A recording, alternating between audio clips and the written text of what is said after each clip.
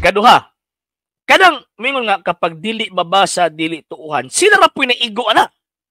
Nga naman, kay kung pangitaan na ito nagmabasa po sa Biblia kanang ilang mga pangunahon na, di po nakahatag. Sigurado ko 100%. Di yun nakahatag. Daghan kaayong tawag ining mga nanonood diri sa atong programa nga ang baruganan sula eskriptura kanang mabasa gyud letra por letra. Nga pag kita mangutan nagbabasa bag letra por letra di katubag. So, kana mga sir mga ma'am, walang kinala magbantay ta ano man kuya man kining yawa. Ang yawa man gud mangita nagpaagi unsaon kang paglingla. Mo ni trabaho si yawa kano man kay ang yawa, he is the father or the master of all deceptions. Tanang pamaagi sa pagpangilad himuon as demonyo. Kay para mailad ka lang. Og mabihag niya ang imong gitawag og pagtuo. O, tanawa, ang gitudlo ni Ginoong Jesucristo, tudlo sila sa tanan nga akong gitudlo ninyo. So, yung buhat mas demonyo. O, ipasunod din itong tudlo ni Kristo, pero ang mabasa lang. Kaya kung mabasa ng tuuhan, di nagkamutuo sa katong gipadalang Kristo. Di ba kanang iyon ni Kristo ba nga, ako magauban kaninyo kanunay hangtod sa katapusan sa kalibutan, buot ipasabot, kanang maong gitawag og mga tawhan na existido na sa tanang gitawag og panahon. So kung Biblia lang imong tuuhan, di nagkamudawat sa iyang gisugo.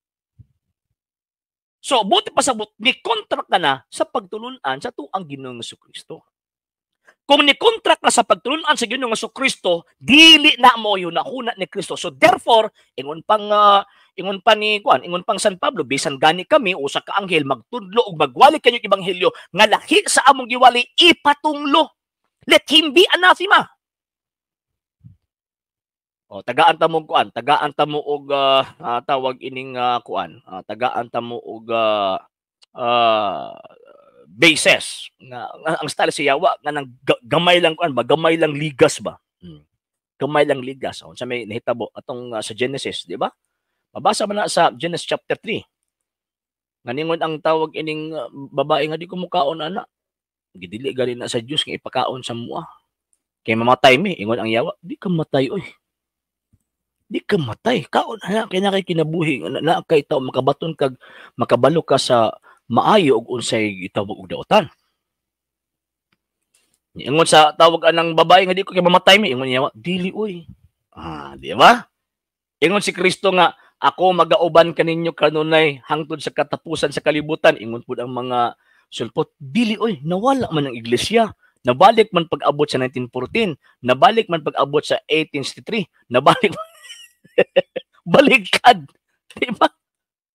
Kay baliktad man, so buot ipasabot, dili na iya ni Kristo. So katong nahitabo nga debate, adtong tawag ining Domingo, ang argumento sa Sabadista, dili ito argumento og pagtulunan sa Ginoo. Dili.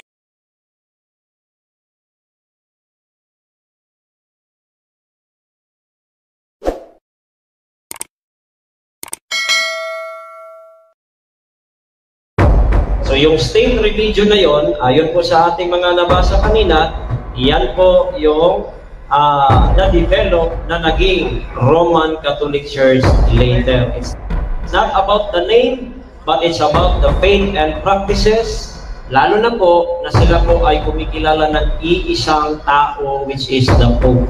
Oh, ito, kasinungalingan po ito. Na 380 na po, na-develop na po yung Roman Catholic Church. Paano naman yung kay Pope Sylvester sa panahon ni Constantino? Di ba? Oh, siguro ba ito nagbabasa ito talaga ito ng kasaysayan itong pastoy na ito? Sa panahon ni Constantino, nandyan na si Pope Saint Sylvester.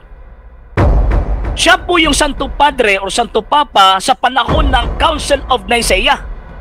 Sa panahon ni Emperor Theodosius, itong panahon ito, yan po yung First Council of Constantinople. So sino po yung nagkandak ng council sa 325? Kung sumulpot ang Iglesia Katolika noong 380 AD. Actually hindi po siya pinupukol dito ni Bukol Halimay sa tinatawag na argumentong ito. Pero titinan po natin yung argumento po, talagang nakakatawa. And kung ako yung membro ng taong ito, pagkatapos meron po akong edukado po ako at nakakuha po ako ng tamang edukasyon, hindi ko maniniwala sa pastoy na ito. Nanlilin lang itong pastoy na ito eh. Nanlilin lang. Bakit po? Tingnan nyo, di ba? Sa panahon ni Emperor Theodosius, yan po yung pagtawag ng ikalawang Ecumenical Council ng Simbahang Katolika.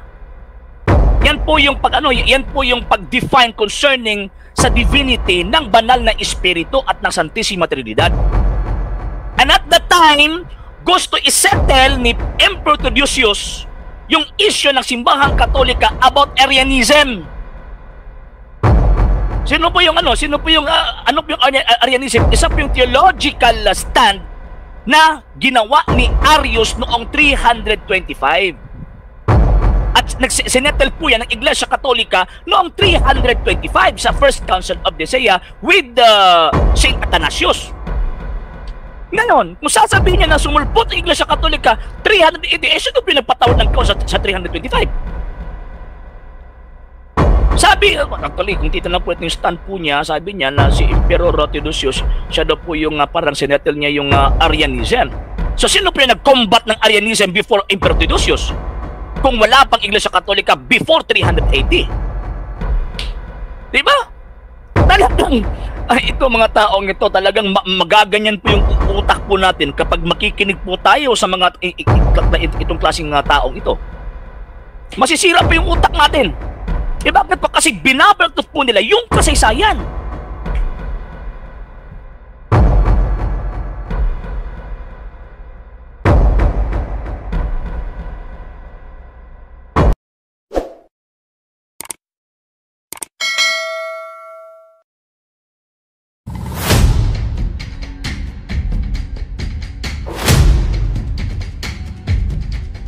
So ngayon, ano po itong nakalagay sa Edict of Thessalonica? Ito po yung nakalagay sa Edict of Thessalonica. Basahin po natin mga sir, ha? Okay, ito po yung sinabi. Emperors Gratian, Valentinian, and Theodosius Augusti.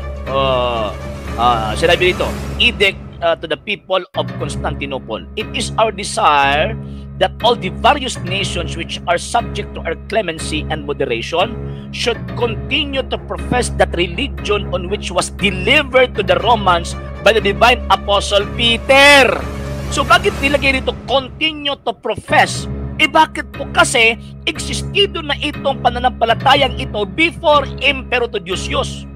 Bakit sinabi po niyang continue to profess? Because sa panahon ni Julian the Apostate, inabolish ito at pagkatapos sinira yung pananampalataya and yun binuhay ni Julian the Apostate yung tinatawag na pagan religion sa panahon po niya. So ngayon, pagdating ni Emperor Theodosius, giniba po niya, dinestroy po niya yung tinatawag na pagan religion and in-affirm po niya na dapat ipagpapatuloy natin yung pag-profess natin sa reliyon na ating natanggap ng mga Romano na galing sa Divine Apostle Peter. So that religion was received by the Romans by the Apostle Peter. So, ibig sabihin, kung sa logical argument po tayo magbabase, kung sa logical argument po tayo magbabase, major premise po natin yung natanggap ng mga Romano na pananampalataya galing kay Apostle Peter. Yan po yung tinatawag na major premise. Ang Catholic Christianity, yan yung natanggap ng mga Romano. So therefore, ang Catholic or ang Roman Catholic Christianity, yan po yung natanggap ng mga Romano galing kay Apostle Peter. So, ibig sabihin, itong religion na i-declare ni Emperor Theodosius, hindi po ito sumulpot sa panahon po niya. Hindi po ito sumulpot sa panahon po niya. And yung sinasabing na-develop yung papacy at this time, yung pagkasanto papa. Hindi, kasi meron ng existido sa papa sa panahon ito. Si Papa Damaso. Sinungaling itong taong ito. Itong si Mr.